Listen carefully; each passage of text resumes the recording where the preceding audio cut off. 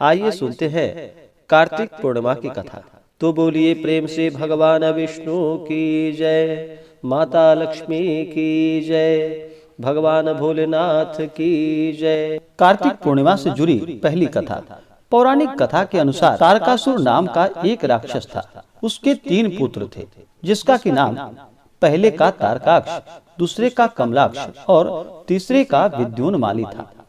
भगवान शिव के बड़े पुत्र कार्तिकेय ने तारकासुर राक्षस का वध किया। अपने पिता की हत्या की खबर सुन तीनों पुत्र बहुत दुखी हुए। तीनों ने मिलकर ब्रह्मा जी से वरदान मांगने के लिए घोर तपस्या की। ब्रह्मा जी तीनों की तपस्या से प्रसन्न हुए और बोले कि हे वत्स, तुम वर मांगो, तुम क्या वरदान चाहते हो। तीनों ने ब्रह्मा जी से अमर होने का वरदान मांगा, लेकिन ब्रह्मा जी ने उन्हें इसके अलावा कोई दूसरा वरदान मांगने को कहा। तीनों ने मिलकर फिर सोचा और फिर ब्रह्मा जी से तीनों अलग नगरों का निर्माण करवाने के लिए कहा, जिसमें सभी बैठकर सारी पृथ्वी और आकाश में घूमा जा सके। 1000 साल बाद जब हम मिले और हम तीनों के नगर मिलकर एक हो जाएं, और जो देवता तीनों नगरों को एक ही बाण से नष्ट करने की क्षमता रखता हो, वही हमारी मृत्यु का कारण हो। ब्रह्मा जी ने उन्हें यह वरदान दे दिया। तीनों वरदान पाकर अति प्रसन्न हुए। ब्रह्मा जी के कहने पर मैं दानव ने उनके लिए 3 नगरों का निर्माण किया। तारकाक्ष के लिए सोने का, कमलाक्ष के लिए चांदी का और विद्युन्माली के लिए लोहे का नगर बनाया। तीनों ने मिलकर तीनों लोकों पर अपना अधिकार जमा लिया। इंद्र देवता इन तीनों राक्षसों से भयभीत हुए और भगवान शंकर की शरण में गए। इंद्र की बात को सुनकर भगवान शिव ने इन दानवों का नाश करने के लिए एक दिव्य रथ का निर्माण किया। इस दिव्य रथ की हर एक चीज देवताओं से बनी थी। चंद्रमा और सूर्य से पहिए बने। इंद्र, वरुण, यम और कुबेर रथ के चालक घोड़े बने। हिमालय धनुष पर बने। शेषनाग प्रत्यंचा बने। भगवान शिव खुद बाण बने और बाण की नोक बने अग्निदेव। इस दिव्य रथ पर सवार हुए खुद भगवान शिव। भगवानों से बने इस रथ और तीनों भाइयों के बीच भयंकर युद्ध हुआ। जैसे ही ये तीनों रथ एक ही सीध में आए, भगवान शिव ने बाण छोड़ तीनों का नाश कर दिया। इसी वध के बाद भगवान शिव को त्रिपुरारी कहा जाने लगा।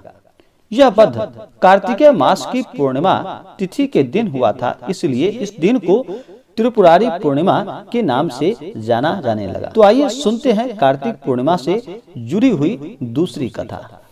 दूसरी कथा के अनुसार कार्तिक पूर्णिमा के दिन भगवान विष्णु ने मत्स्य अवतार लिया था।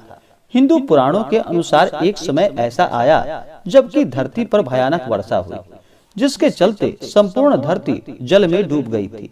लेकिन सिर्फ कैलाश पर्वत की चोटी और ओमकारेश्वर स्थित मार्कंडेय ऋषि का आश्रम ही नहीं डूब पाया था। तो आइए सुनते हैं इसी के ऊपर पौराणिक कथा।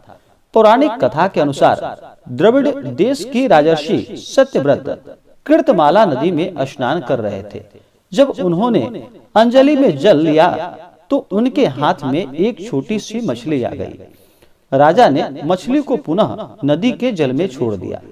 छोड़ते ही मछली ने कहा कि हे राजन, नदी के बड़े बड़े जीव छोटे जीवों को खा जाते हैं, मुझे भी कोई मारकर खा जाएगा, कृपा कर मेरे प्राणों की रक्षा करे।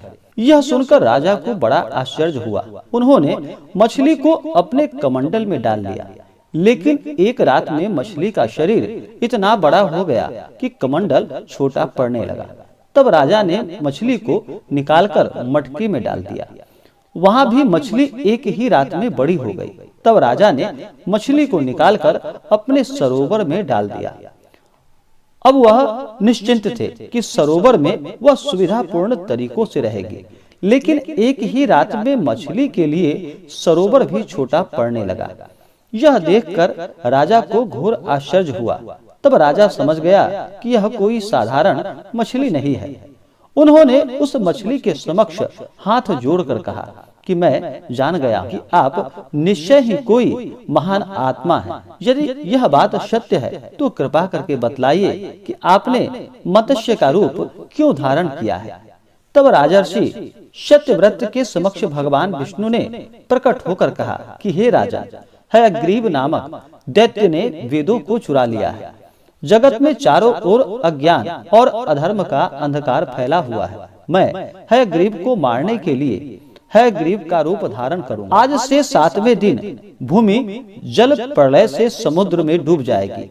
तब तुम एक नौका बनवा लो और समस्त प्राणियों के सूक्ष्म शरीर तथा सब प्रकार के बीज को लेकर सप्त ऋषियों के साथ उस नौका पर चढ़ जाना। प्रचंड आंधी के कारण जब नाव डगमगाने लगेगी तब मैं मत्स्य का रूप में तुम सबको बचाऊंगा। तुम लोग नाव को मेरी शिंग से बांध देना। तब प्रलय के अंत तक मैं तुम्हारी नाव खींचता रहूंगा। उस समय भगवान मत्स्य ने नौका को हिमालय की चोटी से बांध दिया। उस चोटी को नौका बंध कहा जाता था। प्रलय का प्रकोप शांत होने पर भगवान विष्णु ने हयग्रीव का वध करके उससे वेद छीनकर ब्रह्मा जी को पुनः प्रदान कर दिए। भगवान ने प्रलय समाप्त होने पर राजा सत्यव्रत को वेद का ज्ञान वापस दे दिया। राजा सत्यव्रत ज्ञान विज्ञान से युक्त हो वैवस्त मनु कहलाया। उक्त नौका में जो बच गए थे उन्हीं से संसार में जीवन चला। यह भी कहा जाता है कि हयग्रीव अवतार में भगवान विष्णु की गर्दन और मुख घोड़े के समान थे। तो बोलिए प्रेम से भगवान विष्णु की जय, माता लक्ष्मी की जय, भगवान भोलेनाथ की जय, सर्व देवी देवता की जय।